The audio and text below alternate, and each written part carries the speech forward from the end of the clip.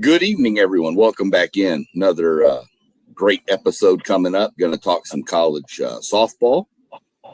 Then we're going to break that down and go into the college baseball tournament, which was announced today, which I find kind of stupid. Why does the college selection show wait till Monday when every other selection show is on Sunday? Don't understand that. Got to be different, I guess, John. I don't know. I don't know. I mean, I get it's Memorial Day. A lot of people are off, but true. For idiots like you and I that are going to sit here and try to break this thing down a little bit, we could use the extra day to kind of prep for it. So, Happy Memorial Day, by the way, man. Right. That's the first thing there we want to definitely get off our on the plate here is, you know, this is one of the best holidays. It's the worst holidays in America. Yeah. It's a great holiday because the freedom that the people that pay the ultimate sacrifice allow idiots like you and I to do stuff like this. Mm-hmm. Sometimes people may not want, people may think back after seeing this episode and say, maybe we should think this through. Maybe we should censor these two. I don't know. So we'll see how people react. But as of right now, we're still clear. We're still clear. Yeah. Well, thank you to the fallen soldiers out there, man. 100%. For everything that we take for granted, and nobody takes things for granted more than Americans do. But because we get to do that, so because of them. So 100% right. Real quick, off topic here, but I know this is something different. I saw this pop across my feed today on I don't know, Twitter, X, whatever the heck we're calling it nowadays. Right. I still call it Twitter. Yeah, me too. But this is off topic, just something for you and I for later in the season when we talk high school football out of Texas.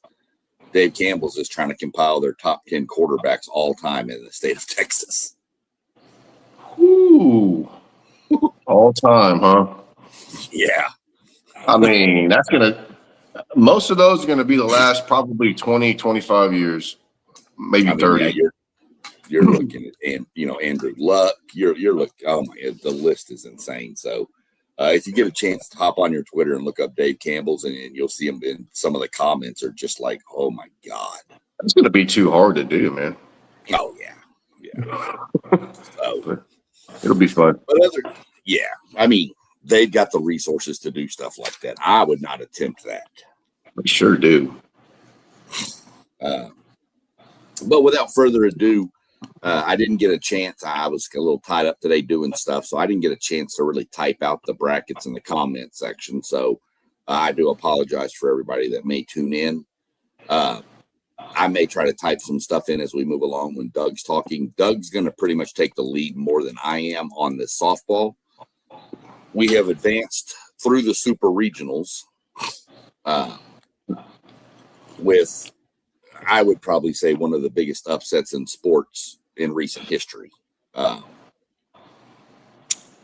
with Mississippi State taking down Oklahoma, who was both of ours prediction to win the whole thing. Mm-hmm. Yep. So much for that. Yeah, definitely. And I was kind of shocked. I mean, Texas Tech, I know they've got Najee Candidate out there. Right. But, dude, they put BTA to Florida. At Florida. Yeah, man. And they got a hell of a pitcher over there, too, man. Yeah, Keegan Rothrock, I think, is her name. I can't remember. Big girl. She looks familiar. I think, is it Emma something? I swear she's from Texas. I think I've seen this girl. I think it's Rothrock is who we're thinking of out there at Florida. Okay. But I think she's thrown like 3 or 4 no-hitters in her career, not just this year. But which is when you factor in she plays in the SEC, throwing 4 no-hitters in a career is pretty damaging when you think about it. Yeah. So going through it, we've already got the matchups out. We already have the schedule out. So these are going to start Thursday, and I'll run through the games. I'll go through the matchups in order on time constraint order. And I'll let you kind of give a take on each matchup a little bit while I start typing in some stuff for the baseball. So the first game is going to go off at noon on Thursday. All these games are on the ESPN or ESPN2. So one of the ESPN family of networks, by the way. Yes. They're all in Oklahoma City. So at noon on Thursday, we're going to kick off with Mississippi State facing off against Texas Tech. I really wish they didn't start these games in the middle of the day, man, in the work week. But it's going to be tough to watch it. But Mississippi State and Texas Tech. I mean, look, Mississippi State's obviously the surprise here, beating Oklahoma. But now they gotta do it again with Texas Tech, man. And after that Oklahoma game, I don't know if you caught Coach Gasco talking about the game. She basically said that. Oh, I guess how Oklahoma likes to hit bombs, man. It kind of caught up with them a little bit. She said that they were just trying to they just take nothing but big swings. They couldn't get a girl on base, move her over, just play small ball. There's no small ball anymore in softball, and that seemed like y'all. Give me a second. Sure. I don't know what was going on. Something was going on in the background on my computer cranked up, so I apologize for that. Go ahead. I missed the Patty. Start with the Patty Gasso. What she had to say. Yeah, she was saying that they just were taking too many big swings. I think they got kind of caught up in what was the fad, I guess, what was going on with the home runs and everything, them and UCLA going back and forth. And they couldn't get a girl on base and move them over and, just play small ball. I think they needed to do that against Mississippi State because, man, they didn't just get beat, bro. They got beat. I mean, they got shut out 6-0. They might only got maybe a handful of hits, maybe. Yeah. Yeah.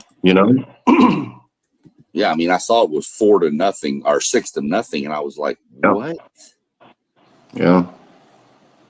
So I think that's pretty much what happened with Oklahoma as far as what Coach Gasco was saying, that they just kept taking too many big swings.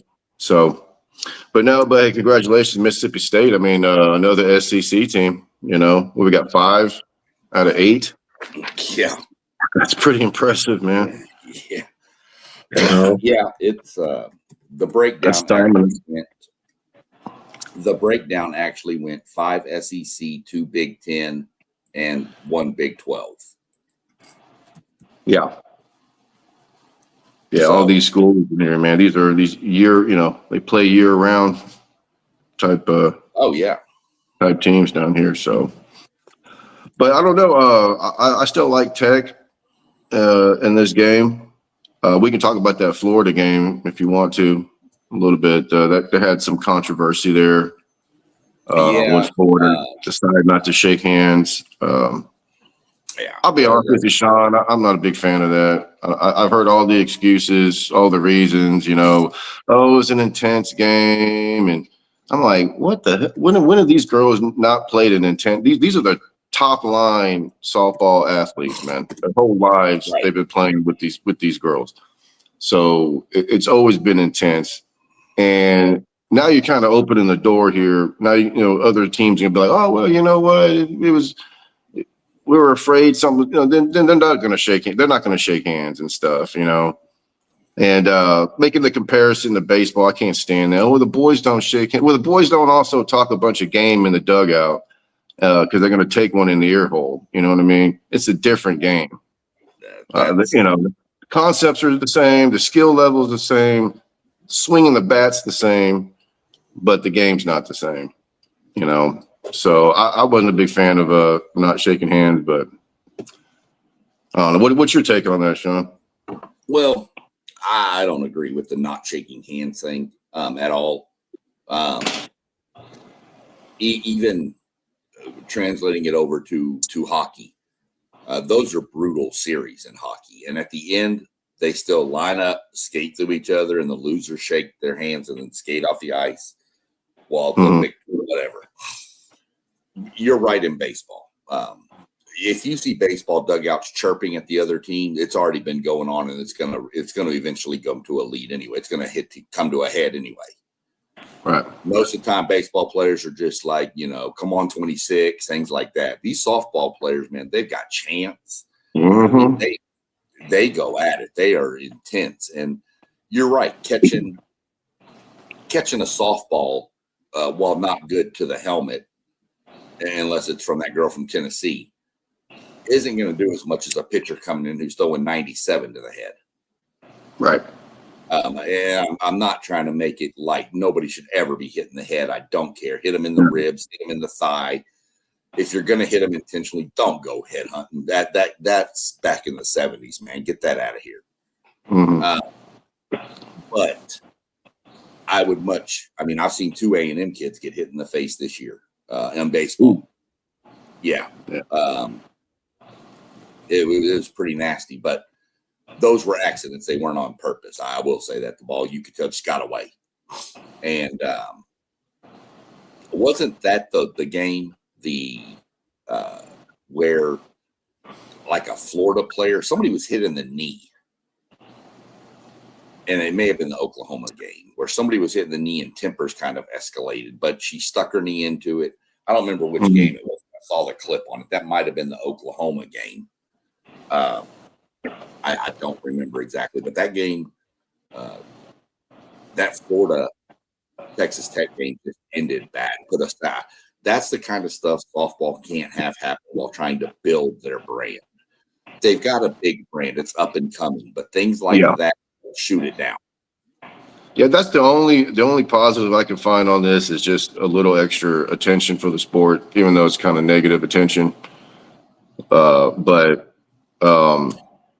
Yeah, I just don't want this to be something that's going to happen often now. And you hear the phrase that all the time. I mean, these girls, their whole lives have been competing at a high level, and after the game, they shake hands, and sometimes they hold hands in a circle, and then maybe they say a prayer, maybe they do whatever. So, I know it's different now. These girls are getting paid. I know you have to factor in the NIL. It's kind of throwing a wrench in everything, kind of changing the culture, if you will. And maybe we have to accept that, but I don't know, Sean. Maybe this is the way it's going to be from now on because of that. But I didn't like it. We need to do better. Yeah, I agree.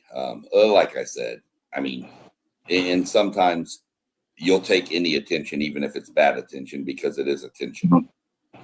Right. But I think softball needs to kind of nip that in the bud a little bit. And hey, you lost, shake hands, move on. Mm-hmm. But yeah, we're going to see what Mississippi State can do. They've got some pitching at Mississippi State now. Don't think they don't.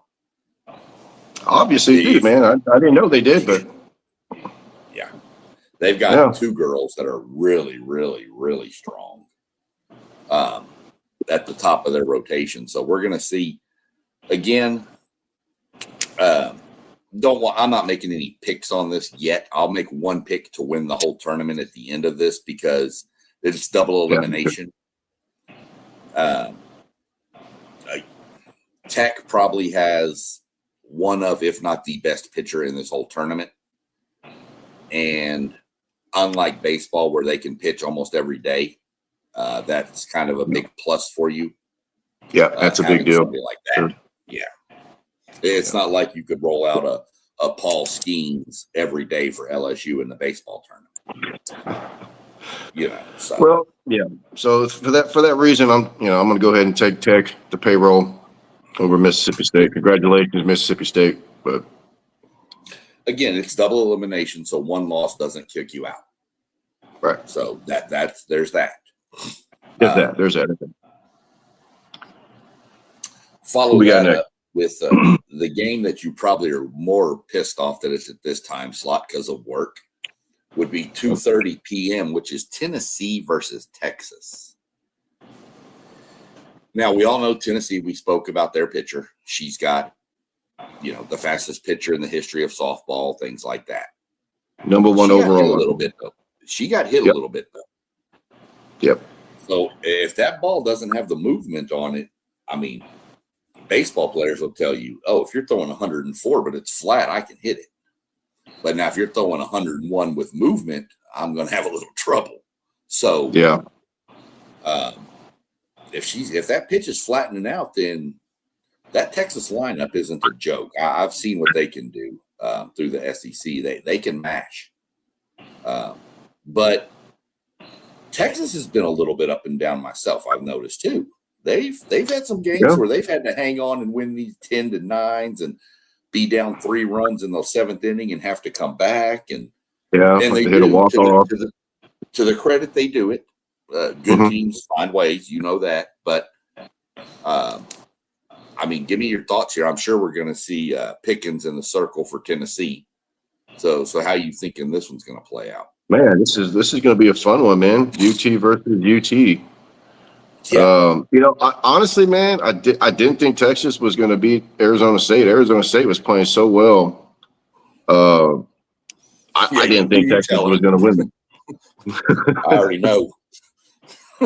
So, well, and I don't even know what they were even seeded or ranked. I don't think they were even. No. So, but they got past them. This is going to be interesting with Tennessee. I don't know where I'm going with this, Sean. I'm gonna go with UT. I just don't know which one. We're gonna go with bright orange or burnt orange. Which one? I mean, you got your shade of orange. Rocky Top. I don't know, man. I'm pulling for Texas, obviously, but obviously, which makes sense. Yeah, but I couldn't tell you, Sean. I think I'm going to lean Tennessee in this matchup because of Pickens. Now, I think if they rematch later down the road and it's Pickens, I would lean Texas because they would have seen it. Because I don't know if Texas and Tennessee played in the regular season. I don't go back and look. When we're looking at the next matchup, I'll go try to look up Texas's schedule and see if they played Tennessee. Yeah, so somebody's going to the losers bracket in this game, and I don't know which one it is. I think it might be Texas. So I guess I'll lean Tennessee just with pitching. That's the only reason I'm leaning Tennessee. And like I said, I'm only leaning them for one game because I hate ESPN softball coverage. I'm going to tell you. You can click on the baseball tab and it'll take you through the whole schedule. The softball doesn't. It just shows that one game. So I'm going to go a different route with it. But that's how I see that one breaking out. Is I see I could see Tennessee pulling the win on the first game, and then if it matches up, Texas beating them again. Yeah. Your next game is going to be at. Let me get the time frame for that one. I'm assuming it's going to be 5:30 or 6, something like that. 7 p.m. The Texas game's on ESPN, by the way. These next 2 games are on ESPN too. You crank off with probably the best offense in all of college baseball or softball versus the overall number 1 seed, which is UCLA with playing Bama. Yep. Yeah, man. That UCLA team is nasty, dude. They're scary, man. I mean, I mean, the whole lineup hits bombs, dude. It's insane.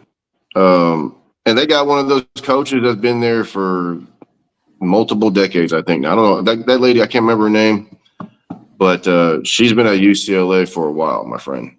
Hell of a tradition out there. So. Alabama's weren't they number 1? They were the number 1 overall, right, in this tournament? I want to say. Yes, they were number 1 overall. And I think they might be playing the real number 1 overall right here, man, in UCLA. So, well, UCLA has given up a lot of runs too, though. Yeah, but their offense, I mean, oh my goodness. Yeah. Scrolling. I'm going UCLA in this one, even though I think Bama's got better pitching. But that lineup is just so sick.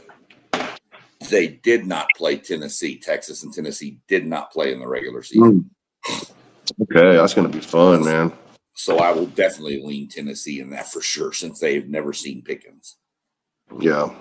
So that first game, Tennessee. Right. I saw yesterday UCLA. I mean, it was like a 2-1 or 3-1 game.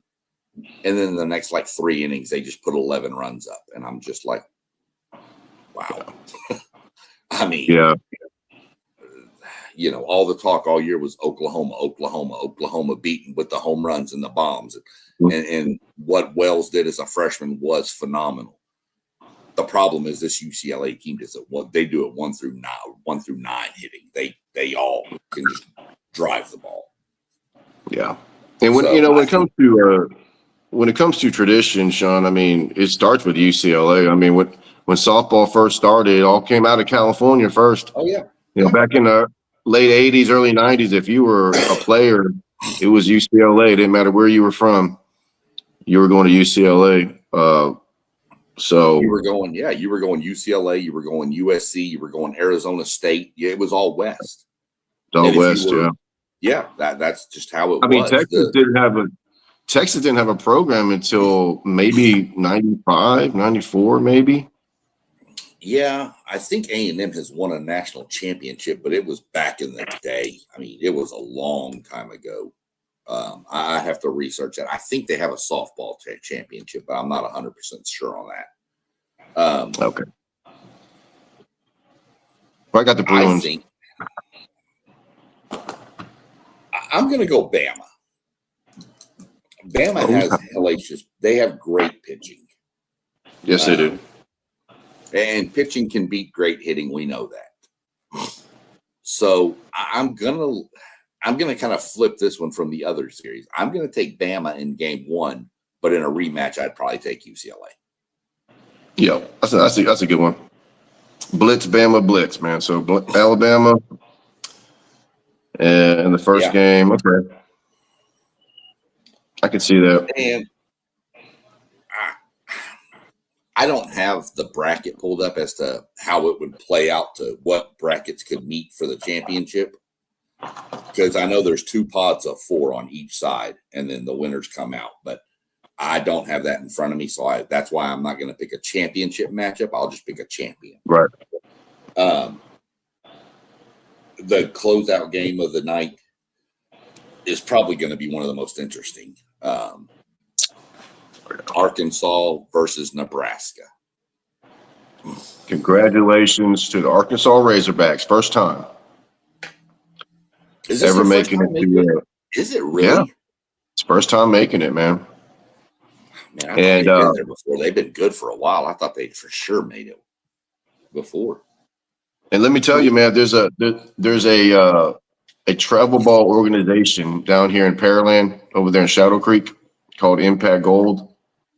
Casey Jackson and his family do a great job, by the way, man. They put girls into college, man. I really dig that. And great organization, and they send a lot of girls to Arkansas. I think I remember you mentioning that. Yeah, Coach McDowell's kid. She went to Foster High School, but she played for Impact Gold for a while there, and so a couple girls at Texas we played for Impact Gold. It's great organization down here in Pearland, and I'm not surprised that I don't think it's a coincidence, man, that they recruit heavily down here and have a pipeline with certain travel ball organizations down here, and here they are now, first time College World Series, man. That's pretty cool. Yeah, for sure. That's that took me back. I thought Arkansas had made it there before, but hey. Yeah, me too. I kind of, yeah. But they got a tough one. So Nebraska. Yeah, Nebraska was one of the hottest teams throughout the year. 20-game winning streak, 22-game winning streak. I mean, 2 different 20-game winning streaks is really, really, really impressive. Yeah, I don't care what you're playing. Right, exactly. But they got a pitcher. Yeah, go ahead. Yeah, that pitcher they have over there. What's that, Jordy? Yeah, can't remember her name. From. Yeah, but she was at Oklahoma, right? Yeah, she used to be freshman. She was Jordy something at Oklahoma. Now she's Jordy From because she got married. That's why she looks different. Okay. So she was like Jordy, and I want to say the last name started with a B when she was in Oklahoma. And now she's Jordy From after she got married, of course. So I did hear that. So, and she's from Nebraska. So she came home when she left Oklahoma. So, yeah. So that's pretty cool. I think I'm going to lean Nebraska, even though my name is SEC. I'm going to lean Nebraska. I think Nebraska just knows how to win close games. They had a battle in their own regional to even get here to the Super. I think I'm going to lean Nebraska on the strength of they've been tested, which all these teams have been tested.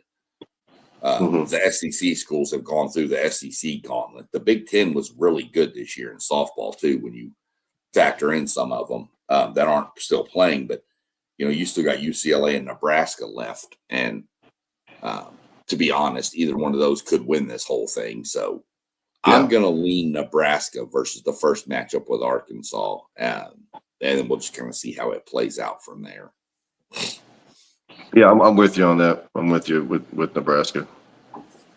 And then without having the bracket pulled up in front of me to know who would play who, I'm just going to go ahead and I honestly think UCLA might bash their way to a title. Yeah, I kind of agree with you, man. It's kind of crazy. They may be the team. I mean, I'm sure they have good pitching, but out of all these teams, who would you say has the least of the weaker of the pitching? I don't think anybody has good pitching in this tournament, but I mean, I guess if you had to pick, it might be UCLA. But they can, like you said, they can smash their way. Yeah, I think if you ranked the pitching staffs, I think UCLA would be probably 7th or 8th for sure on this list. Who would be number one, man? I don't know. That'd be a whole different conversation. But I do know Mississippi State has 2 great pitchers that they can lead, and I think they actually found a 3rd in the SEC tournament. Nice.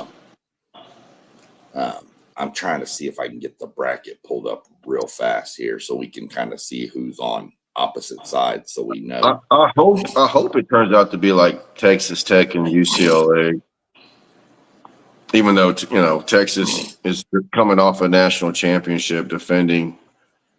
So the bracket is actually laid out exactly like the games are. So the top half of the bracket is the first 4: Mississippi State, Tech, Tennessee, and Texas. So you can't have a rematch of last year in the finals, which was Tech and Texas. And then UCLA, Bama, Arkansas, Nebraska in the bottom half. Okay, so we can't have a Texas Tech, UCLA. You can't have a Tech, UCLA. I mean, you could have a Texas, UCLA. I mean, you could have and these teams are so even. I will tell you this, man. Go ahead. I'm sorry, bro.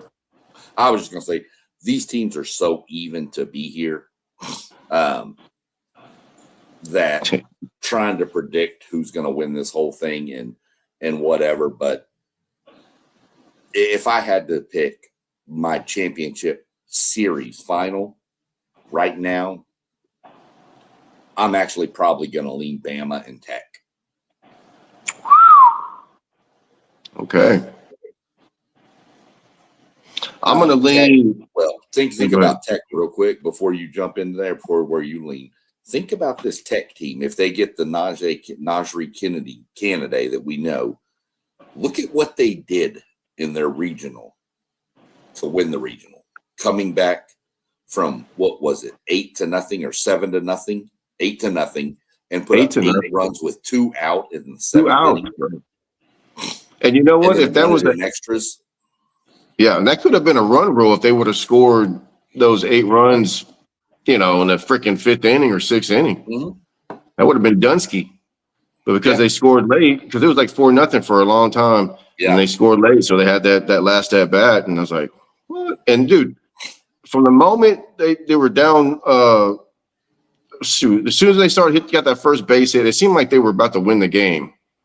As soon as they started, got that first run and that second run, it's like the way they were acting, it was like they're about to win this game. I'm like, what the hell? And they sure as hell did. But for entertainment purposes, Sean, I'm hoping it's going to be a Texas team versus UCLA. Anything Texas, California, it's going to be intense, my friend. I promise you on that. Especially in softball, because I can tell you in the travel ball scene, Texas, they have this piece called PGA. They play out there in California. Teams from every year, every summer, I swear, it's usually a California and a Texas team playing for the championship in California. So, if you're going Texas versus California, who you got, Tech or Texas? I'm gonna have to lean Texas Tech, man. I'm gonna go with the payroll and the pitcher. So Texas Tech and UCLA. That's my. I'm hoping that's going to be the matchup because that will be intense. Well, both of us have Tech there, and then you've got UCLA and I've got Bama. Yep. But don't sleep on any of these other teams, guys, because man, watch Mississippi State just run through them all, dude. Right. Watch Mississippi State and Arkansas match up. Yeah, they're just gonna run through them all. Which, to be honest, we need these other conferences, the Big 10, the Big 12. We need those teams to be in there anyway, because, I mean, the SEC has dominated this sport in the past recent history, much like the baseball tournament. They've won the last 7 national champions, and you need some new blood in. Oh yeah, you need some new blood in there to keep it, moving along, because there for so long, all the best prospects just went to the SEC. Right. And they just kept building. And now NIL has kind of helped level that out a little bit. But yeah, since I think 2019, the last every baseball champion has come from the SEC. Damn. Yeah. So jumping into baseball, let's jump over to that side of it. That's good.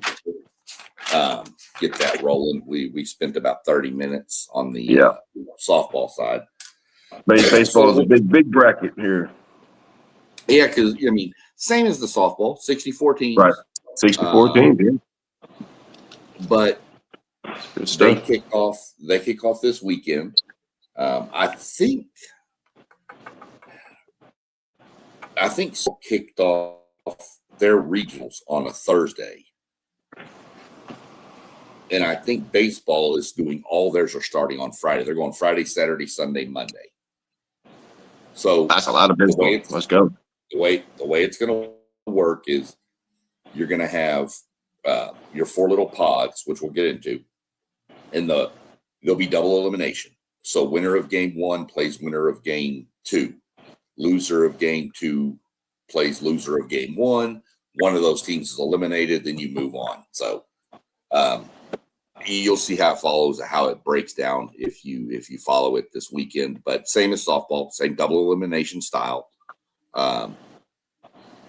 So in baseball, it's just so much different because you have to line up your pitching right.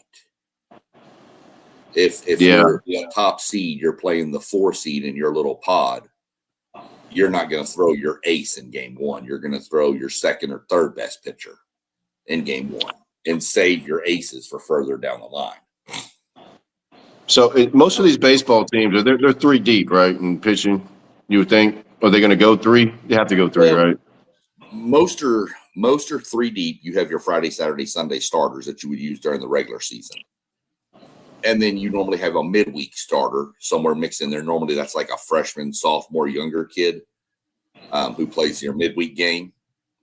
And then you would turn around and have a couple of arms down in the bullpen you can throw. So you run about maybe 7 deep. Some pitching staffs have 10 guys they can bring out of the bullpen. And in college, that's a huge advantage because, even if you bring your ace in game 1 and throw him game 1, well, if your team comes up to bat and you put up 9 runs in the first inning, you can pull your ace and he may have only thrown 12 pitches. Now you could bring him back the next day. Nice. So, okay. I got you. Baseball is so different. Than softball where you could have Najee Kin to just pitch the whole damn tournament. Yeah, till our arm falls off. Yeah. So going into it, and I didn't get as much typed up as I wanted, so I do apologize for everybody watching. But here's your national seeds. Number 1 overall seed, I don't think anybody questions it, was UCLA. Georgia Tech got the 2 seed. Georgia got the 3 seed. Auburn the 4 seed. UNC, that's North Carolina, by the way, the 5 seed. Texas got the 6, Alabama the 7, and Florida the 8. So you're looking at 2, 3, 4, 5 of the top 8 are SEC schools. Oh, SEC all the time, all day long. And then you got 2 ACC schools in there with North Carolina and Georgia Tech. And then, of course, the consensus overall number 1 seed all year long is UCLA. That team. Now, a little note on UCLA. There's a kid that plays for them who you know. No, you don't know him personally, but he played for your Longhorns last year. William, I think, Gasparino. Wow. He's now at UCLA, and he is ineligible for game 1 of the regional. What do you do? Well, I'd like to say because of the hat I'm wearing and who I'm talking to that because he's a Longhorn, you could expect it. But I won't put that on y'all because I know that even though I'm not a fan of your little coach over there, I don't think he teaches people this kind of stuff. And in the Big Ten tournament against Oregon, I think the championship game, he was kind of in a rundown between third and home. And literally, dude, he just Earl Campbelled the dude on third base. He just trucked and ran him over, and the umpire called him out. But then Oregon confronted and challenged it. Even though he was called out, they challenged the play for, I guess, lack of a better term, unnecessary roughness. I don't know exactly what that was called. But he's ineligible for game 1. Hold on, they have that? Yeah. In baseball? Yeah, you can't just run over people in baseball. Well, tell that to Pete Rose, man. Well, that's probably why it's not. That's probably why they don't do it. That is insane. I did not know they could do that, man. They can replay videos. Go watch the video. It's egregious, dude. It's not. It's pretty obvious. Okay. My wife I used the word egregious, so my wife said, "Whoa, big word." Bust out the dictionary today, man. I'm telling you. So, yeah, look up the video. It's pretty bad, dude. Go. Okay. Well.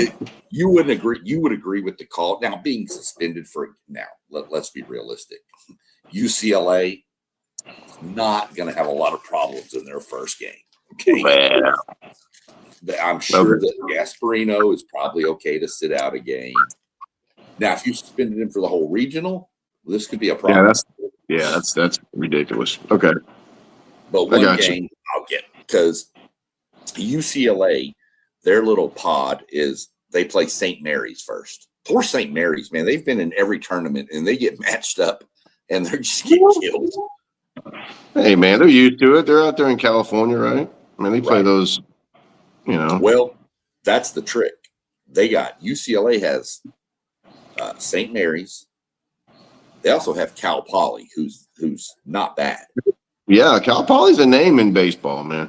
Yeah. Kind of like Cal State Fullerton, which I don't see them anymore, but no. And then Vatech. Yeah. Now, I'll be realistic. UCLA should probably run through this really pretty easily, to be honest with you. But yeah, if you're going to look for a team that they better watch out for, Cal Poly has beaten some teams this year. Yeah. So, and I'm sure they're very familiar with UCLA anyway. So, I'm sure those, as well as I do. You just mentioned it. Go back in this sport, Cal Poly. I mean, I don't know, UC Santa Barbara. Cal State, Fullerton, Bakerfield. Those teams have stepped up and just shocked people in regionals before. Yeah, even as the 4 seeds. So don't think that this is going to be just. I mean, I think UCLA runs through the region undefeated. Don't get me wrong, but no upset. I could see them challenged in a game or two, though. Yeah, I will say that. So next we'll move on to the bracket that they'll match up with in the super regional, which would be the West Virginia is the 16 overall seed. So West Virginia, Binghamton, Kentucky, and Wake Forest. Binghamton. Yeah, Binghamton is obviously just kind of in there. I mean, good luck. Congratulations. You made it. You're not getting out of this regional, first of all. Okay. Where is Binghamton? I'm sorry, dude. Where's Binghamton? It sounds like a New York name. I don't know, but it sounds like one. Maybe somebody that's watching will be able to look up where Binghamton is. I think it's New York, though, because I think they were in the softball tournament. It's out that way, yeah, I guess. Yeah, and Binghamton. I think if I am right, that is the school that Tony Kornheiser graduated from ESPN. Kornheiser. And it's also the alma mater of Flo from the Progressive Insurance commercials. Well, that's imperative, man, to know that. I think my wife's right that I might have too much free time. Yeah, that's definitely up there in the East Coast, man. So I'm pretty sure it's in New York. So in that bracket, I mean, obviously you're playing in West Virginia. Mountain Mama. Kentucky's another SEC program, though, and I have a hard time betting against the gauntlet that these SEC schools have gone through. I did lean West Virginia in this bracket, but that is one that if Kentucky or Wake Forest were to come out of it, I wouldn't be shocked either. Yeah, but I did lean West Virginia. That's a tough regional to play in. I can quick little story about West Virginia's baseball regional. Texas A&M was in that regional, and I think it was 2016, somewhere around there. I'd have to relook up the year. And A&M was down 3 runs in the bottom of the 9th inning. They were actually the home team and hit a walk-off grand slam to win the regional. Well, that doesn't suck. On West Virginia's home field. Yeah, I want to say it was 2016, 20. It was in that range. I'd have to look it up again. But, yeah, that video still exists, and it's one of the greatest to watch. In West Virginia. Not if you're a West Virginia fan. No. So you got West Virginia. I think I'm going with Mountain Mama as well, man. Yeah. West Virginia. Like I said, that's one. There's a few of these that I'm not 100% sold on, but I'm still going to make a pick because that's what we do. Yep. And if I'm wrong, I'm wrong. I would tell you this. I do like to delve into the world of parlays and gambling when college football rolls around. Entertainment purposes. Entertainment purposes only. I would never put a 50 cents on this bracket. Never. Right. Come on, 50 cent on a 40, 30 game. Because as soon as I do, the teams with the 3 best pitchers are all going to have Tommy John or something come up, and then baseball so unpredictable. Pitching changes and all that, it screws everything up. Man. The old adage in baseball: your momentum is only as good as the next day's pitcher.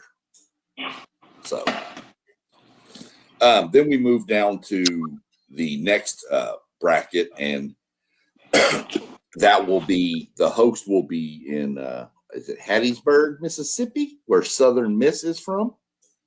Dude, I've been through Hattiesburg, man. Yeah, you know they celebrate Mardi Gras. Had the whole parade and everything, man. It's interesting. Nice town. I think that's where Southern Miss is located. I think it's Hattiesburg. Yes, sir. It is Hattiesburg. Yes, sir. Yeah. So I've seen the stadium. Yeah, you're probably one of 20 people that have driven through Hattiesburg. That's well, my daughter got her first collegiate hit out there in that Hattiesburg. All right. So, fine town. Southern Miss is always in this tournament. What's up with that, man? How they have such a good tradition in baseball, man? I mean, that's not a money program or university, dude. Yeah, but baseball's different though. You can find guys that all the other schools have picked up the best of.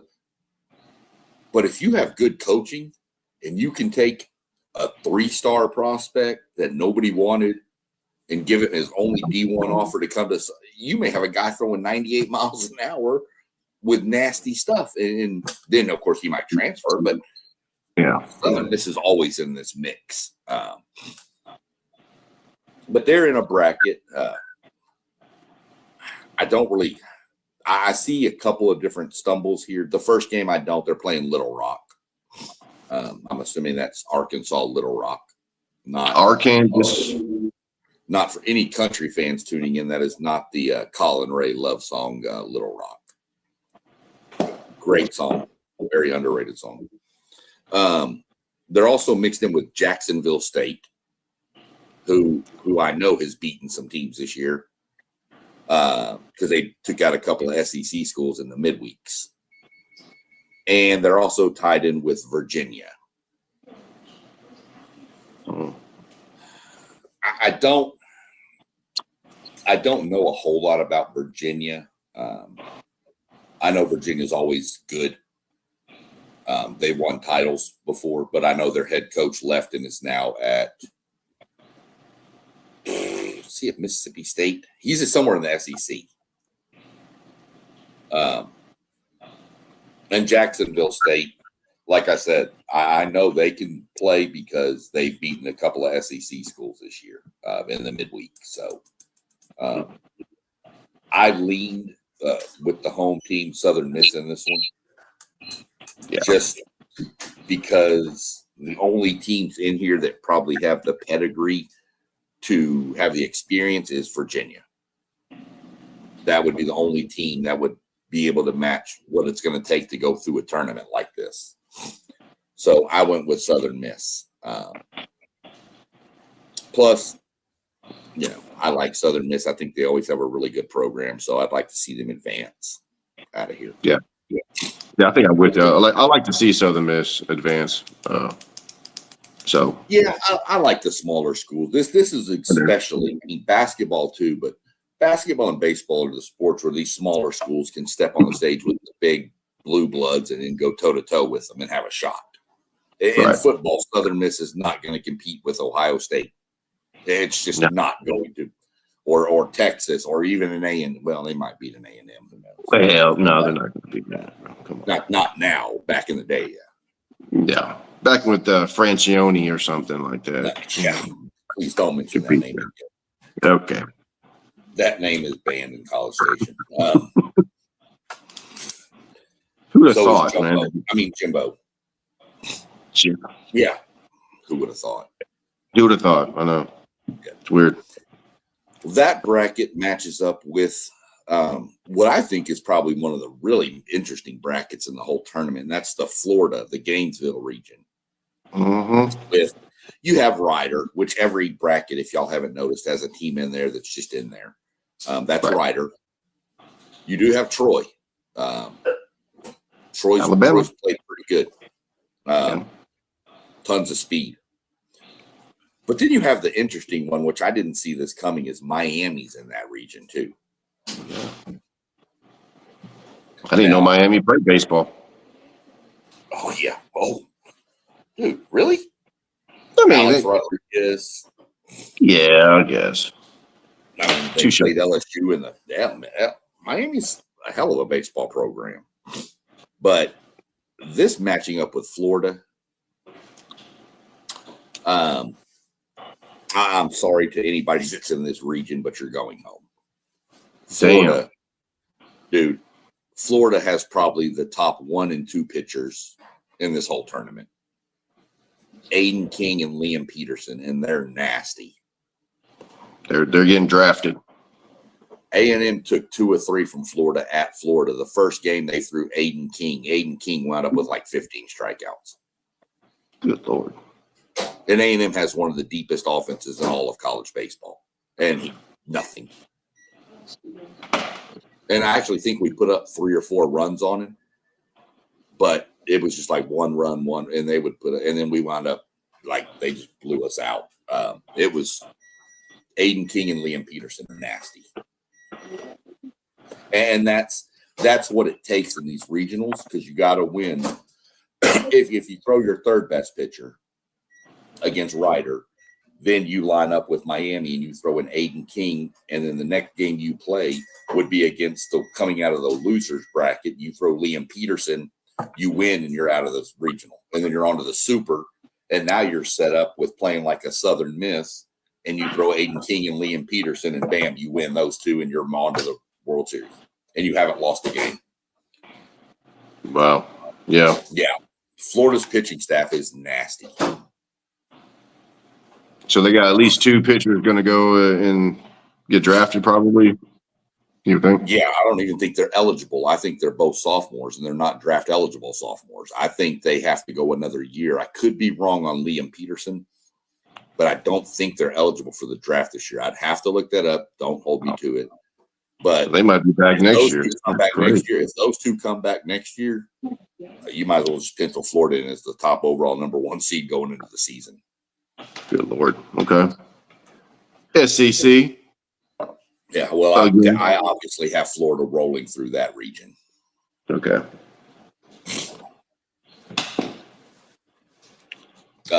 Going back real quick, we had UCLA and West Virginia.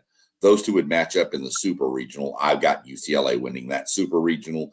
I also have Florida, who would match up with, I almost called them Swiss Miss because I wrote down S-Miss. Southern Miss, yeah. Yeah. So I have Florida rolling through them as well, too. Okay, so we're looking at a potential Florida UCLA. Those two in my mind are going to advance to the World Series as of right now. How that bracket plays out, I'm not 100% sure. We won't know that till after the Super Regionals, but I have UCLA and Florida advancing for sure. And a real quick breakdown of the conferences. These are just conferences with multi-bids, by the way. The Big West got 2 in. Conference USA got 3. The Big Ten got 4 teams in. The Sun Belt got 5. Nice. The Big 12 got 6. The ACC 9, and the SEC got 12 teams in. Damn. And that's a whole conference. We had the longest streak of making the baseball tournament broken this year because Vanderbilt did not make it, so that ended their streak at 19 straight years. Oh, wow, that's rough. Don't feel bad for the SEC because the leader now is 18 straight, which is Florida. So,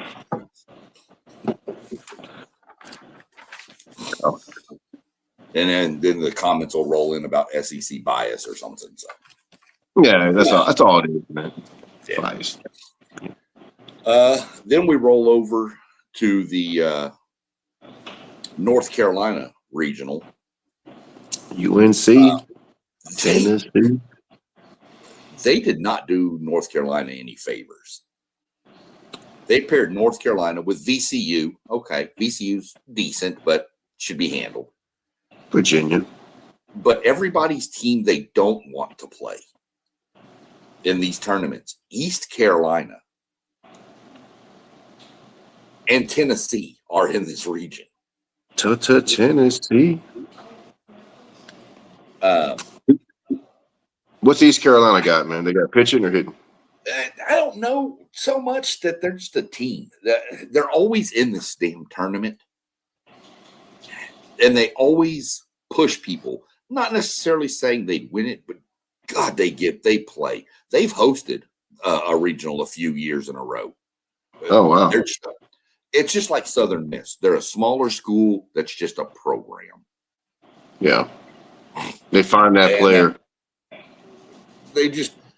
They grab a bunch of dudes, throw them on a field, and figure out what they've got. And they put them in, and they just go with it, and it works. And it's just a team you don't want to face in your own regional when you're a number 5 overall seed.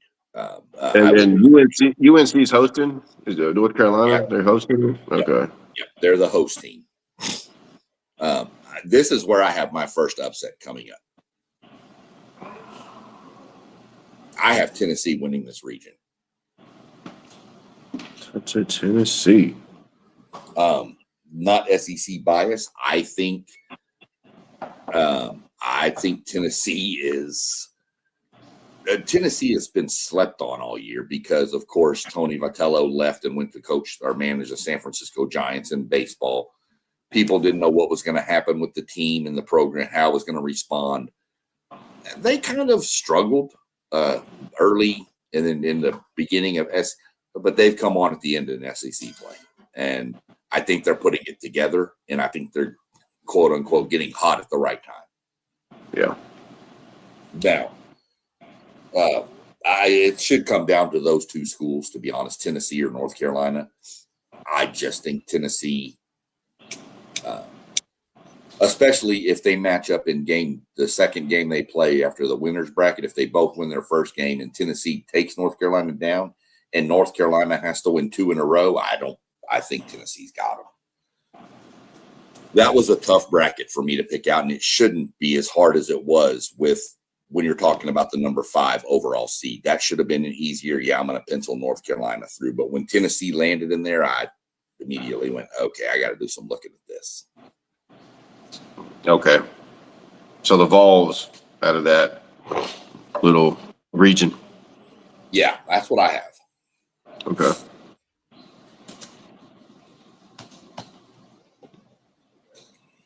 And then who are you looking at there? You know what? That's a good question, man. I don't know. I'm kind of intrigued with East Carolina because I like those type of programs. But yep. I'll probably go with East Carolina can win a game, maybe even win a second game, but I don't see them having the horses to compete with Tennessee or North Carolina in this. I just don't. Yeah. Okay. Yeah, I'm with you, I guess. Tennessee, SEC. Yeah, I mean, UNT and East Carolina would be a nice little matchup. Just because it's the Carolinas. Yeah, but it's going to come down to one of those two. I think North Carolina or Tennessee. I just lean Tennessee by how they're playing at the end of the season. The bats are starting to wake up a little bit. So we'll see how. So that's the first upset you have, right? That's the first upset I have. Okay. Tennessee. I think I only have one more upset. No, 2 more. Let's see. Yeah, I have 2 more upsets through the whole rest of it. Maybe 3 because I'm not sold on this next region yet. The next region is the number 12 overall seed. They got screwed a little bit there. Which is in College Station, Texas. Yeah, that's nice. Which is a very difficult place to play. Bluebell Park is phenomenal atmosphere. Okay. But to get off on a quick soapbox before we get into it, I don't see how a team finishes third in the SEC, the deepest, strongest conference in baseball. Obviously, yes. Third. Mm-hmm. The selection committee says by half a game. They don't really, and be honest, had they played the third game, and the half game is the game between Texas and Texas A&M, they got rained out. A&M won the first two. Had A&M win that third one, they would have been the number 2 seed. Ooh, that's rough. Now, what bugs me is the selection committee people stating stuff like we don't really take too much stock into the baseball tournaments for the conferences. But then they come out and say Arkansas's run in the SEC tournament helped boost them up. But A&M, Texas even lost their first game in the SEC tournament. Y'all lost game 1. We lost our first game. And A&M gets dropped to a 12 seed. Now, mind you, they took the series from Florida at Florida. Nice. So it is what it is. I'm not going to harp on it because I did make the devil's advocate rebuttal to everybody from A&M saying that was that our pitching staff has not shown anything that would give faith. Do we have some pitchers that can turn it on and shut you down? Yeah, we do. But it just hasn't been there. Now, the offense, if the offense is clicking, we'll win games 9-8. We don't care. And they've got one of the deepest lineups. There's potential to have 3 first-round picks coming off that lineup. Gavin Grahovac, Caden Sorrell, and Chris Hakopian could all be first-round picks in the Major League Baseball draft. Damn. Yeah. And then there's probably a couple more on there that are probably going to be sprinkled in the later rounds. We also have been playing without, in my mind, one of, if not the freshman of the year players, the kid from Pearland, Nico Partita. And if you haven't seen Jonah Wilson, the right fielder at A&M play, please watch him. This kid's like 6'3", 240. He played quarterback at Hallettsville. Damn. That's a big kid. Okay. And he hits tanks when he hits them. And he has got a laser beam in right field. You don't run on him. So, but enough on A&M. So this is the College Station regional. This regional. Lamar, yeah. Texas State, yeah. Lamar, yeah. USC. That's crazy, man. Lamar is pretty good. A&M's beaten them, but they played them twice this year, I think, and beat them both times pretty handily. So but Texas State has beaten A&M. They've beaten Texas in midweek games. Texas State is not a slouch. No, they're not. They're pretty good. Texas State can beat USC in game 1 when they play. Now, because of the environment and because I know Aiden Sims is going to be ready to pitch, he didn't pitch for the last conference series or the conference tournament. They were giving him rest, but I know he's coming back. I went A&M winning this region, but I'm not sold on it. But I think with that crowd, that offense gets going again, and I think that will carry us. I think the Bluebell crowd can get in the heads of opposing players, especially when they start their little ball 5 chants and all that. That if you're not that place gets electric. I mean, so I went A&M. I'm not 100. That's more of a fan for me picking that region. I'm not confident in it at all, but I went with it. No, man, I'm with you. I mean, I agree. That's a tough region, man. Lamar, Texas State. Texas State, they were the old Southwest Texas State back in the day, right? Before they were Texas State. Yeah. Right. Okay. Remember that back when I was a kid. That was known as the biggest party school in America back in the day. Really? I thought it was Stephen F. Austin. No, Southwest Texas for sure. Really? That was a party school, huh? Yeah, I was going to go to college there. And my mom's like, yeah, I don't think so. Yeah, because they were saying, I swear, they used to rank, I don't know, it's kind of off subject, but they used to rank the top universities for the most alcohol consumption, man. I swear, like, some of these small schools in Texas, killing it, bro. Yeah. Leading the way, you know. But well, if you've never been to the Dixie Chicken in College Station, it still holds the record for the most beer sold per square foot because it's such a small bar and they sell so much beer in that place. That's awesome. Because man, it spikes when we lose a home football game because everybody goes there to drown. Drinks. That's beautiful. Yeah. But yeah, dude, that's a tough region, man. But even though John Sheshik's not walking through those doors, Aggie Baseball Hall of Famer, my buddy, class of Dobie 95. He's on the broadcast team. Dude, I'm on a group text with these guys. I don't even know how many fellows are on there, man. But on the title of the group text, it says Dobie's Greatest Generation. I'm a part of that, man. And John Sheshik is on there. So I like him. He's funny when he's on the broadcast. He's hilarious. Oh, you know what? His nickname was Jolly. We still call him that. Yeah, Jolly John Sheshik, bro. I like him. Love that guy. He was our quarterback, man. He was one of those guys. He would call. I have to tell the story. After practice, he'd tell, "Hey guys, varsity, stay outside. Stay after practice."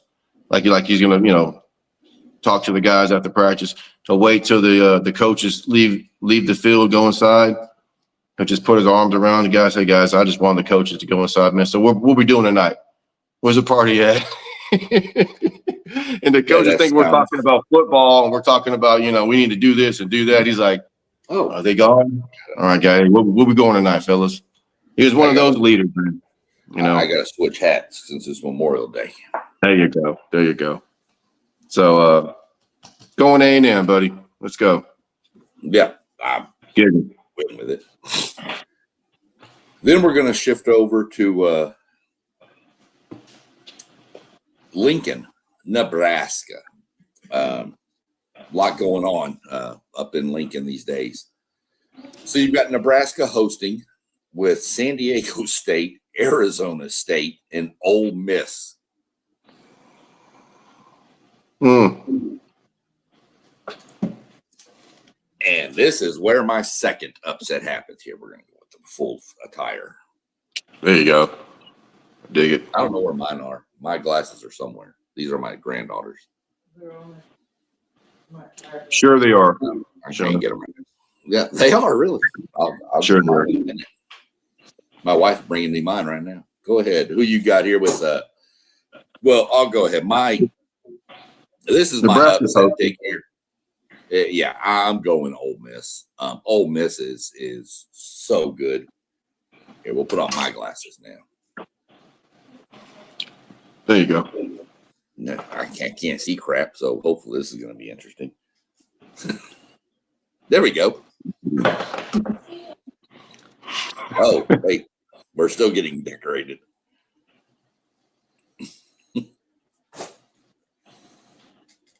Splattering. They sell this at the little store near where we live, so I bought it all for my granddaughter.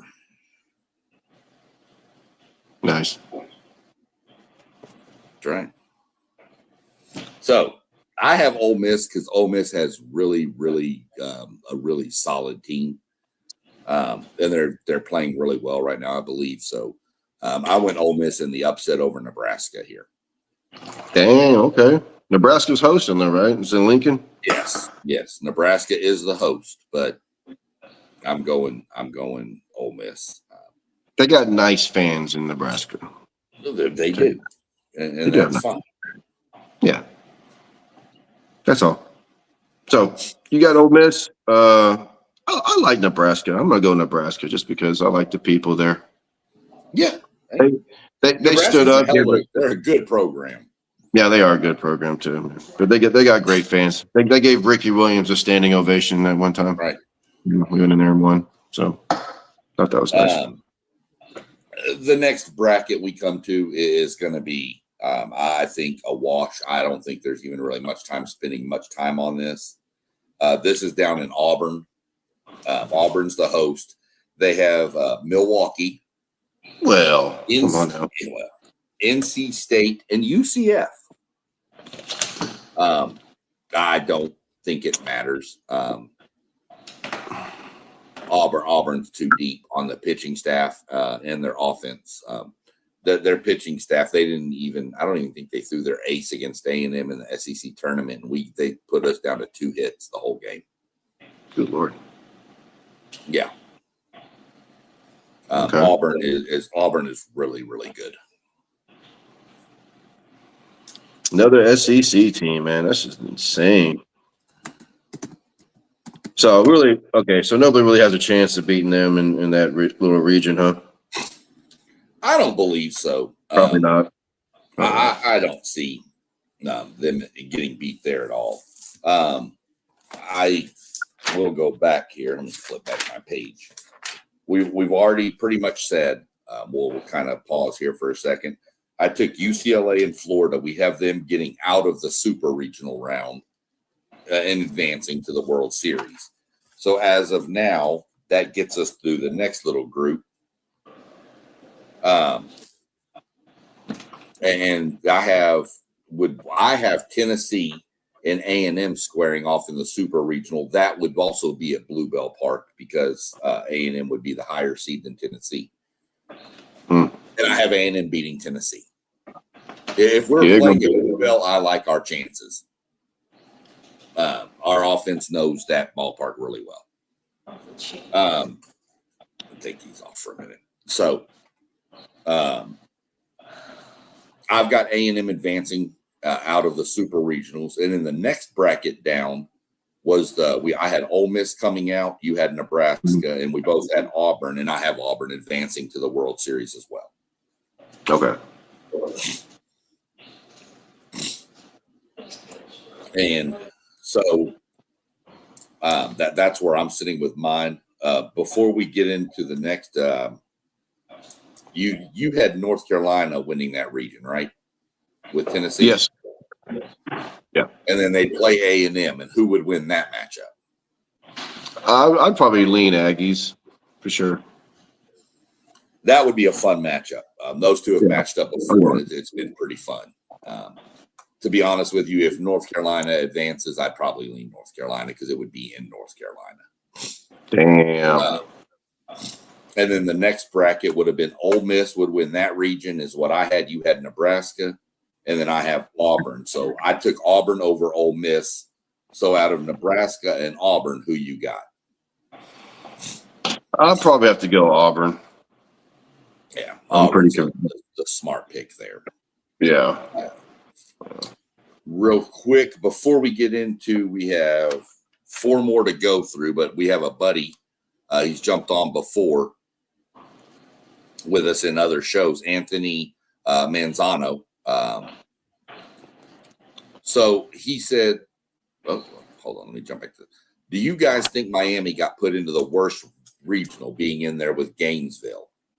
Yes. For them, yes. To have to face that Florida pitching staff, yes.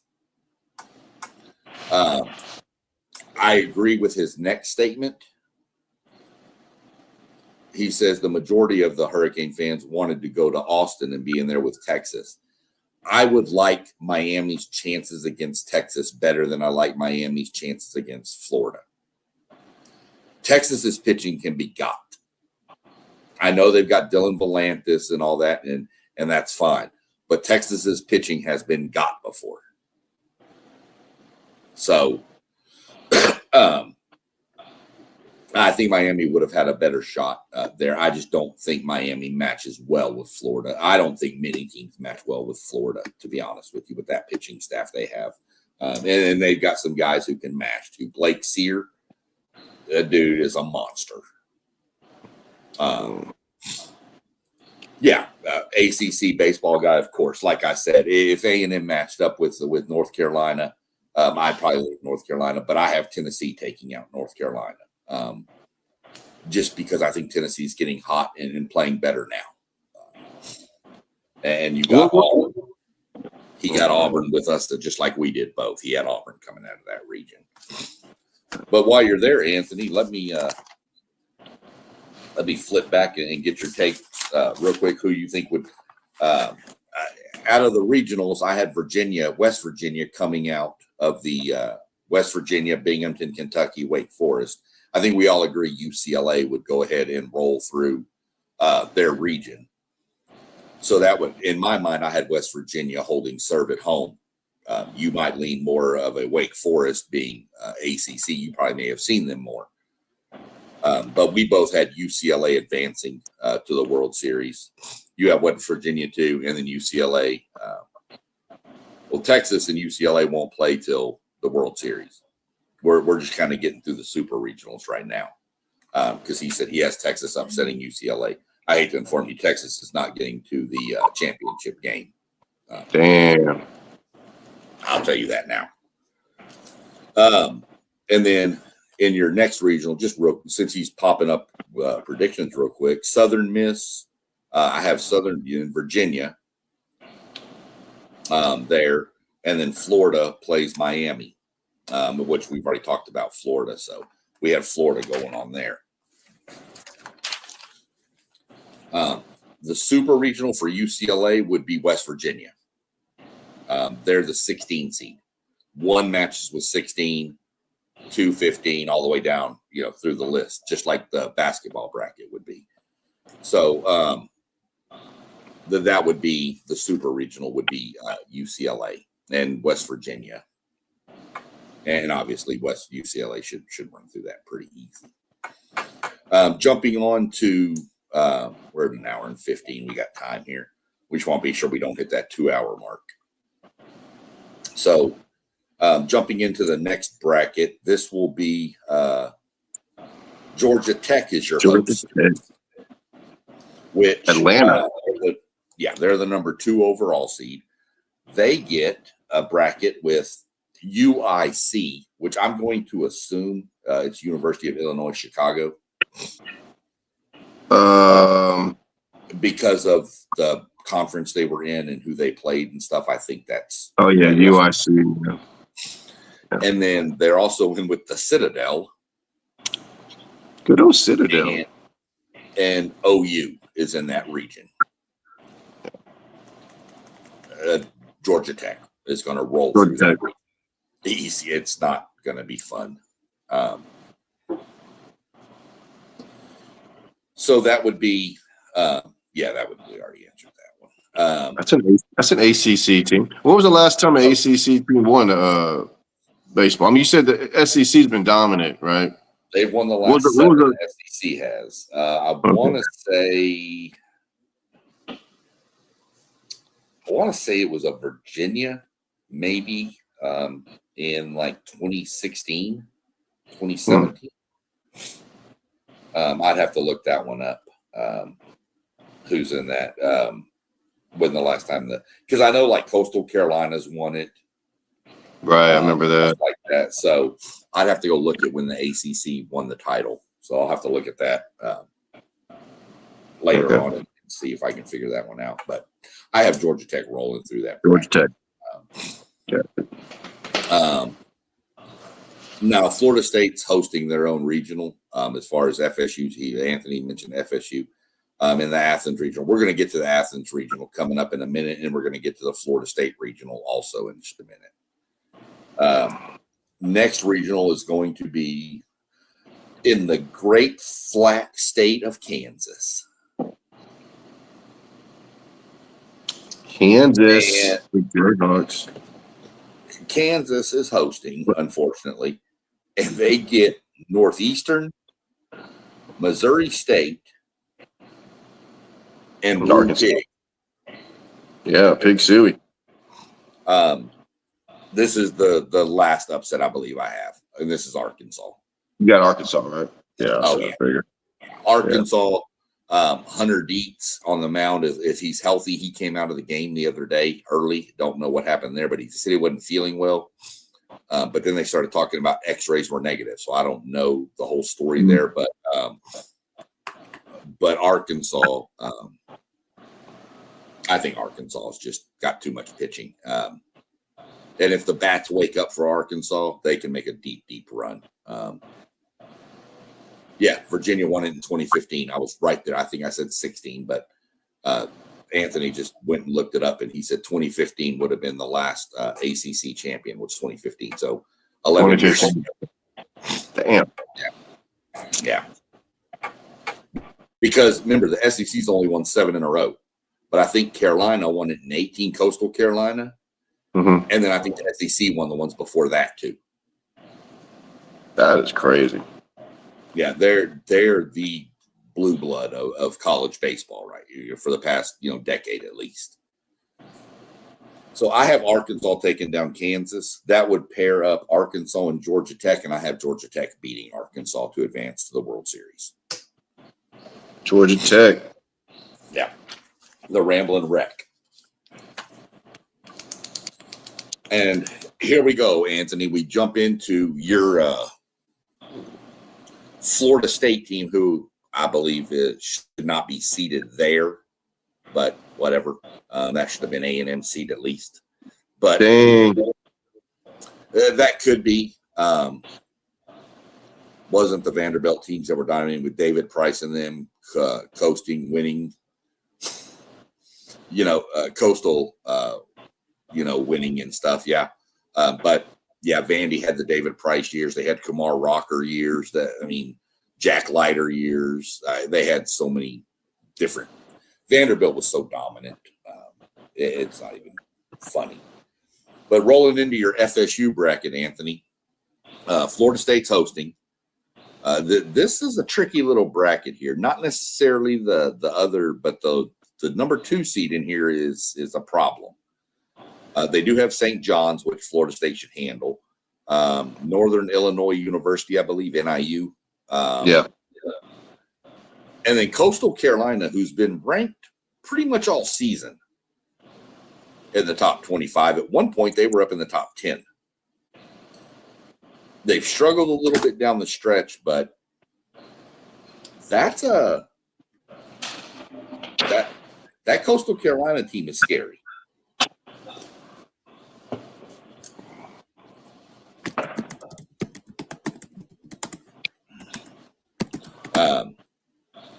I took FSU.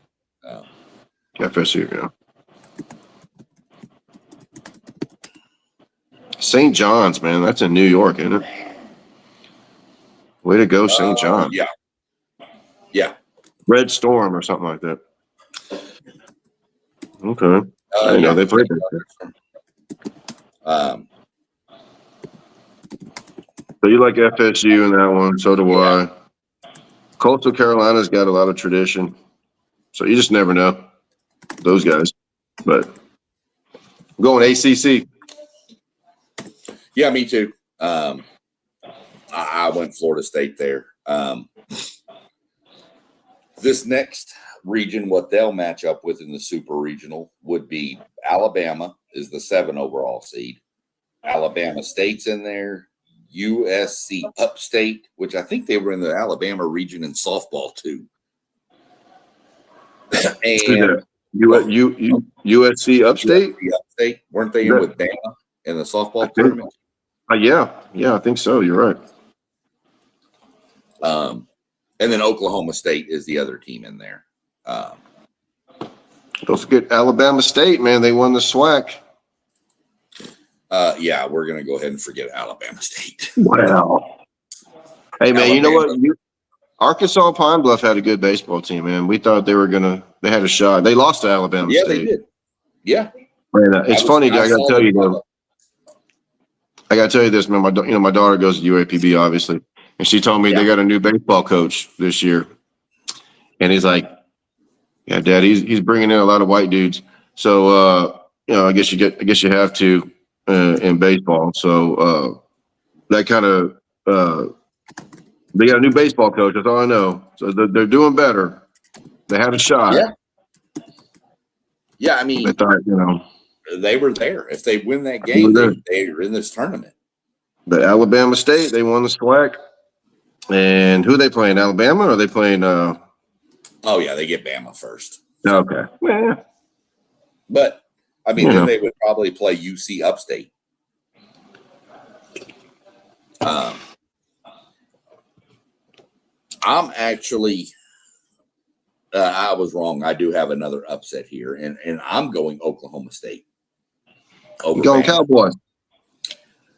Yeah, that Oklahoma State team is just one of those gritty teams. So I'm going to lean Oklahoma State here. Again, this is not an easy bracket to figure out, but I went Oklahoma State advancing in this one. Okay, Bama's hosting. Yep. Okay, Oklahoma State, Big 12. Okay.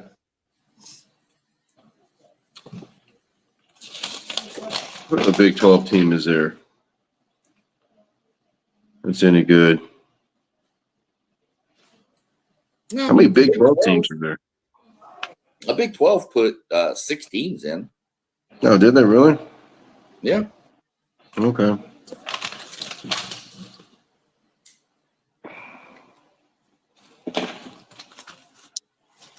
Okay, so Oklahoma State. Okay, I'm good with that. Why not? The next region is going to be nice. The next region's got a little interesting twist to it too that we'll get into.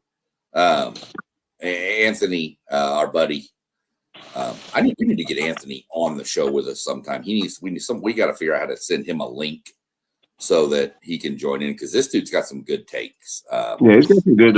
He knows some baseball.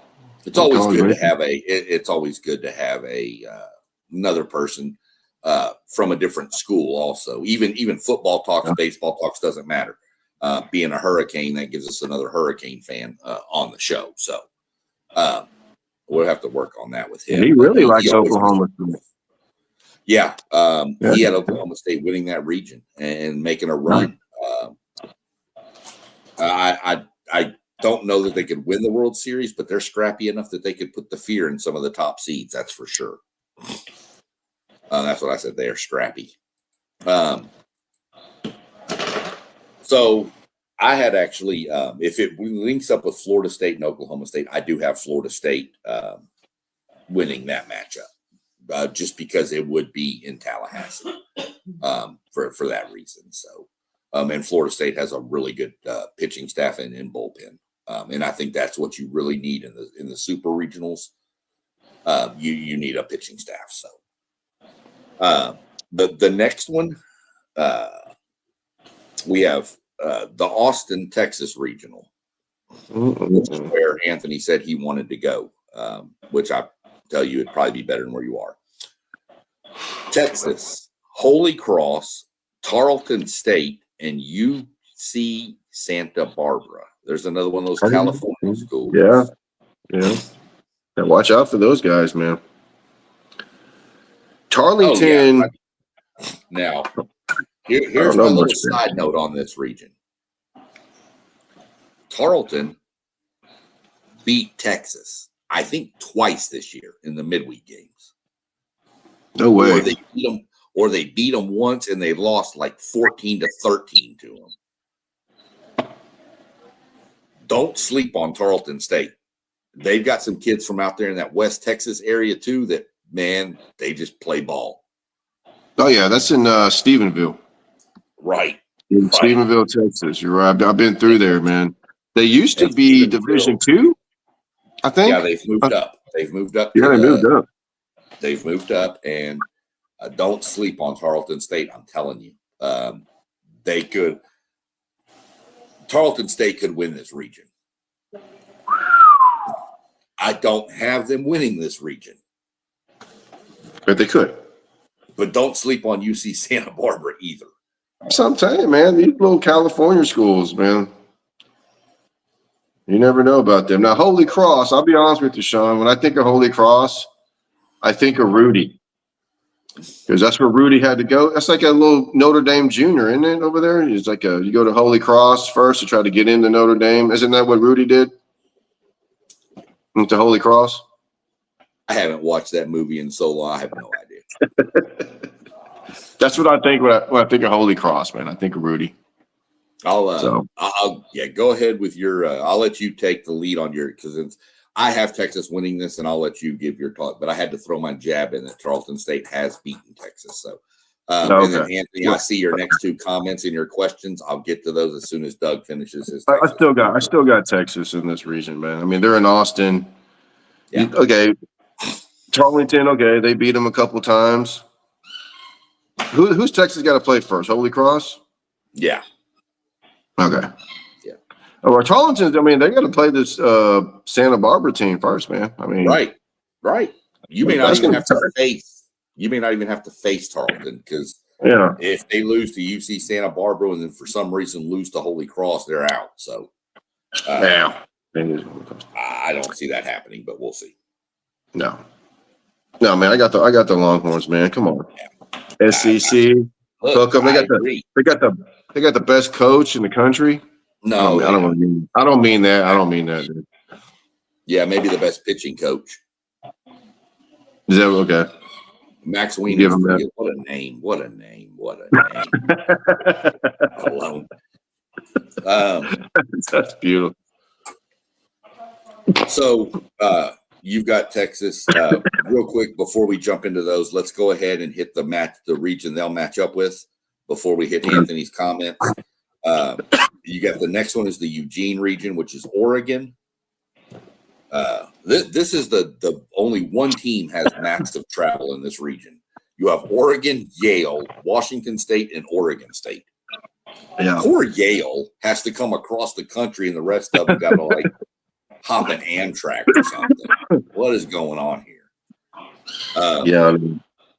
I don't see this being a fun region at all. I think Oregon pretty much dominates this region. Yeah, the mighty Ducks. Yeah, and as somebody who has faced Oregon in a super regional in recent history, fear if they come to Austin. They came to College Station, dude. They came to College Station, and it took 2 grand slams in. I want to say it took we had Jeff Kent's son, Caden Kent, was on the team, and I think he hit a grand slam to push the game wide open. We were down, and he hit like grand slam, and then we hit another grand slam. They're scary. Oregon is just a team. So fear if they come into Texas. Don't think it's much like when Arizona State rolled in for softball. It's not just going to be an easy 1-2, let's go. No, there's going to be a fight on your hands. So Anthony does say he has Oregon State winning this region. I could see Oregon State because of the rival thing between the two, but I still think Oregon's just got too much for them. But back to his comments real quick. Who do you have coming out? You got Oregon or Oregon State or Washington, or do you have Yale? You have the Yale Bulldogs winning that region? I don't have the Yale Bulldogs winning that region. They do have the most ever national championships in football. Well, that's kind of a not, relevant, I don't think. But I'm going to go with Oregon. Okay. The Duck. So real quick, he said, isn't the College World Series one of these types of tournaments that a surprise team makes a crazy run that nobody expected because of what you described, being scrappy and not having the most talent? 100%. 100%, man. This is there's going to be way more upset than we actually think, man. There's going to be tons more upsets than we think. Think of it as, okay, pitching, Team A has Paul Skeens pitching, and Team B has, I don't know, some dude pitching. Well, if Paul Skeens is off that day, Team B and their pitcher's on for Team B. Team B beats Paul Skeens. There's your upsets. And then that kind of stuff happens all the time. These teams all have talent. But those teams that don't commit errors, play sound defense, don't chase pitches, are very selective at the plate. These are the teams that will up and bite people, much like Coastal Carolina a few years ago when they won the title, much like we've talked about the Cal teams, the Santa Barbaras, the Fullertons, those teams. This is one team. This is one sport where, you could have more upsets. I mean, you get upsets in the basketball tournament, but if you were to play those upsets in the basketball tournament over a series of 3 or 5 games, the better teams, the higher seed's going to win most of those games. Yeah. So, and baseball, not so much. And then he asked, is it Pearland around College Station? Pearland's about 2 hours away from College Station. Pearland is south of Houston. Yeah, Pearland is south of Houston. Houston's about an hour and a half to College Station, and Pearland's about 30 minutes south of Houston. By the way, Pearland softball is playing for the state championship against Waco Midway. I know. Pearland baseball got knocked out, though. Did they already? Really? That's too bad. Atascocita knocked them out, I think. Okay, well. And then I think Katy Seven Lakes knocked out Atascocita. So, and then Pearland is a suburb south of Houston, basically. I deliver mail in Pearland, Silver Lake, Shadow Creek. Yeah, he's, that's what he's afraid of. With they're not making any errors, he sees them upsetting Florida. I don't think Miami has the pitching staff to handle Florida's pitching staff, to be honest with you. Aiden King and Liam Peterson are nasty. 2 of the best pitchers I've seen all year. So I don't see Miami doing it. Now they could. Oh yeah, here we go. The reason why I know about Pearland is because Pearland West is always the Texas team that is winning Little League Series. They haven't won it, but they've gotten there a lot. Yeah. I know a couple of those kids that were on the first team to do it went to the University of Texas to play. Those kids were all zoned to go to Manville High School, and they all transferred to Pearland because of baseball. Well, they do like their baseball in Pearland. The dad's club out there. Yeah. They put a lot of money into it. So we got about another 20 minutes. We get through these last few brackets. The next host site is FY. I have Texas advancing to the World Series also, by the way. I have a meeting for it.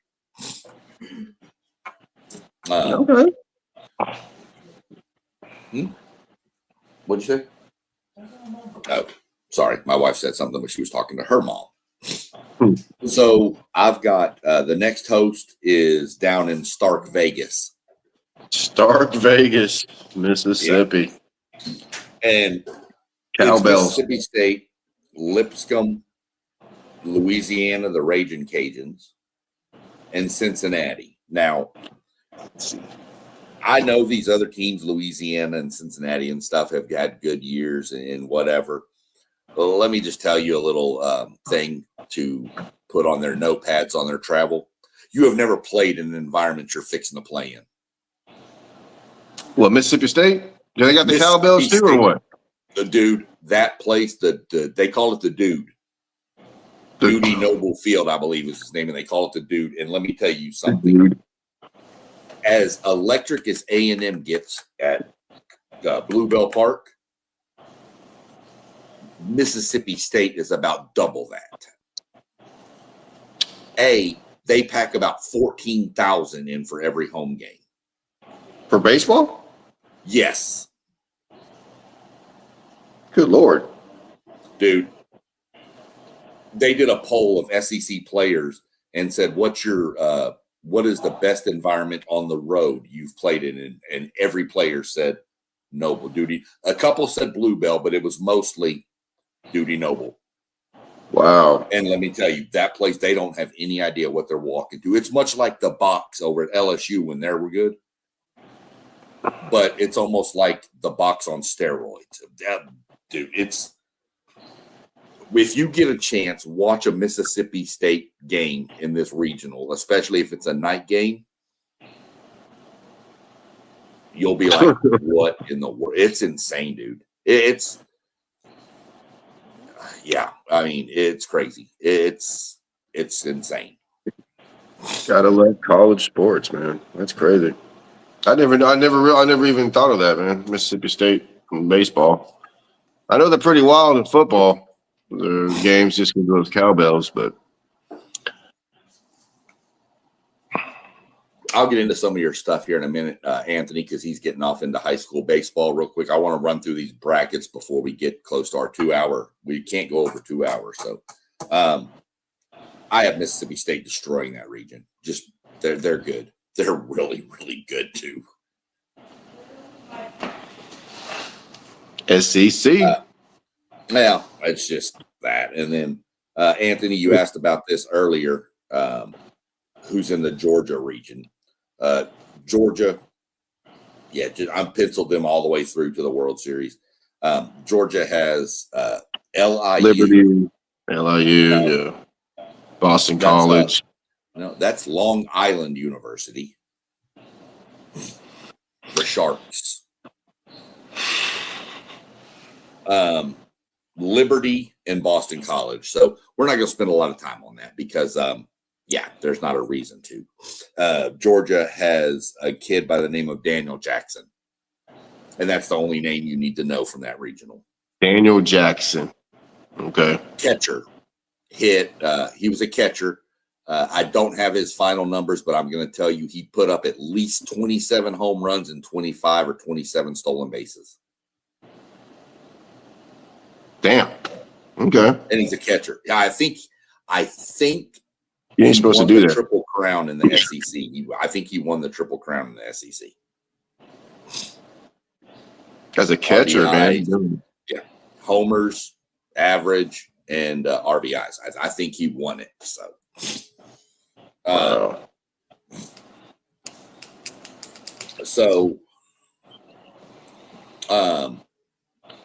I have Georgia coming out of that, and I have Georgia going to the World Series. My World Series teams are Georgia, Texas, Florida State, Texas Tech, Auburn. I have A&M going, and I have Florida and UCLA. Yeah, Florida, UCLA, A&M. That's what I got. Which would line up almost perfectly with the softball, which would be 5 SEC schools. One Big Ten and 2 ACC,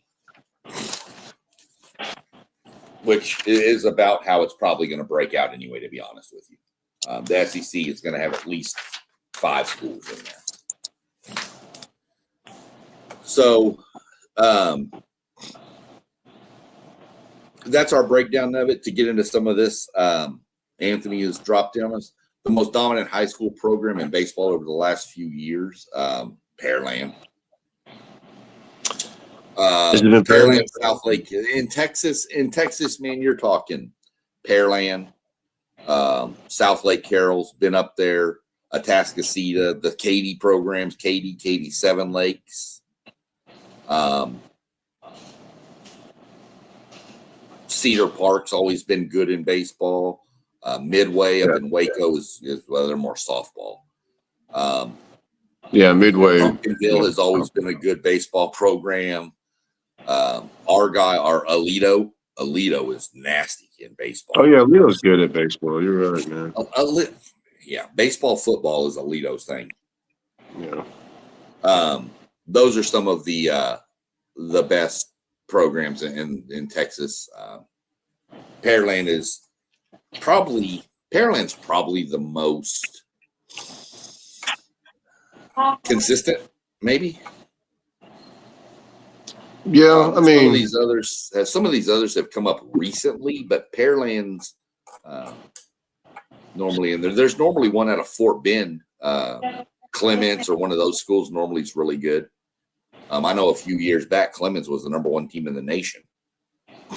Yeah, Clemens is terrible in football, but they play good baseball.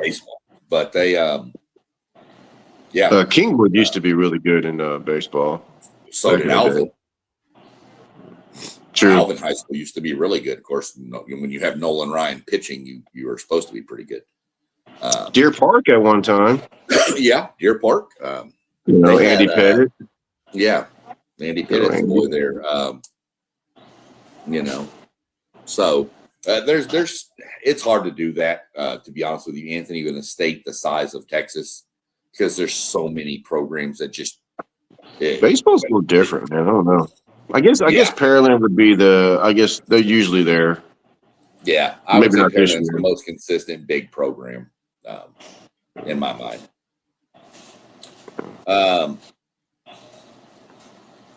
Round Rock, I don't know that Round Rock's normally that good. I think they normally struggle to get out of their regional with little Travis and Westlake over there.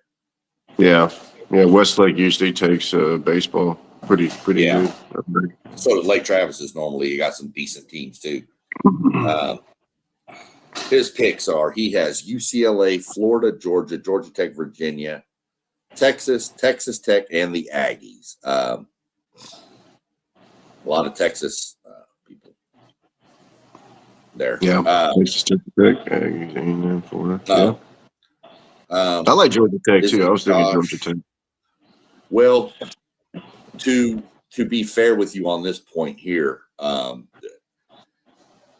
this is one of the best trivia questions ever.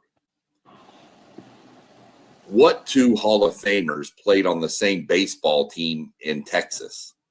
And they're Hall of Fames in different sports.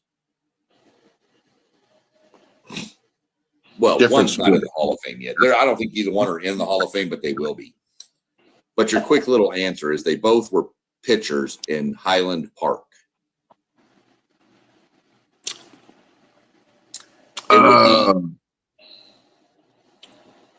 The Kershaw. Kershaw's, he's one of them. Who was the other one?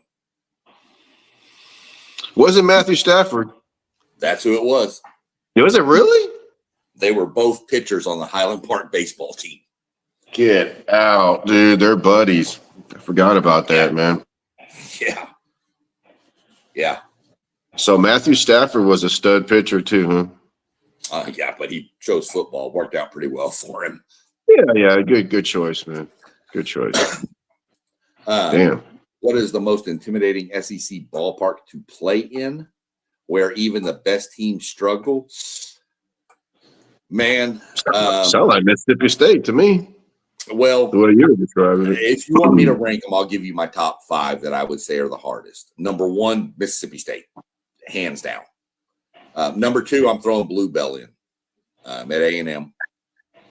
Number 3, I'm going to throw the Box at LSU, Alex Box Stadium. 4, I'm going to go Arkansas. And 5, I'm going to go Tennessee. Mainly because I think those Tennessee fans still scream Rocky Top every 3 seconds, and that would just make me just off myself. I can't do that. So that's what I would go. I would go Mississippi State, Texas A&M, LSU, Arkansas, and Tennessee would be my top 5 baseball stadiums in Texas or in the SEC. So, other than that,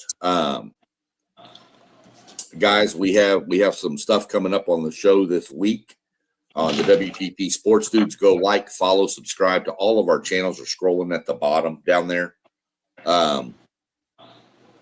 Like, subscribe, hit the notification bell for all of us. We all put out content. Tomorrow we have our top 10 running backs in college football show. Going into the 2026 season. Coming up in a few weeks, just a teaser for everybody, we have a bucket list schedule. Everybody's putting together a schedule where you can only see each team. You can only see a team one time. and you have to fill out a 12-week bucket list for yourself. So we're going to put that down the road because everybody needs time to work through it. Again, the top 10 running backs tomorrow night. You can find all the channels. You can also find us on Patreon. You can find us on, I'm on TikTok under SEC Sean. I do a lot of NASCAR content also.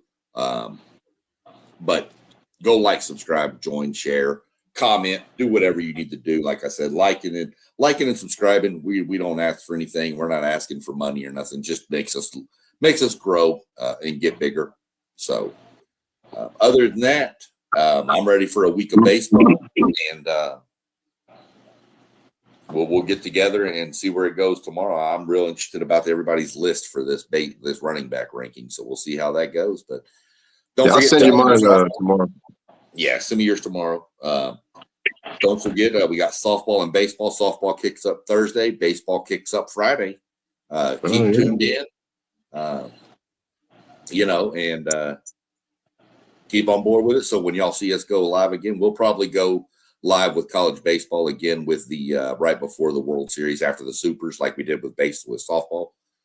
Kind of go through it again. So other than that, I'm going to jump off here and go chill for a little bit and get ready to go to work tomorrow. Yes, sir. All right, have a good one, Doug. I appreciate you joining. Thanks for joining in the chat, Anthony. Always a pleasure to have you in the chat. Thank you, Anthony. Good work, man. All right. Appreciate it, Sean. We'll see y'all later. All right, have a good night, buddy. Right. Y'all too. All right, bye.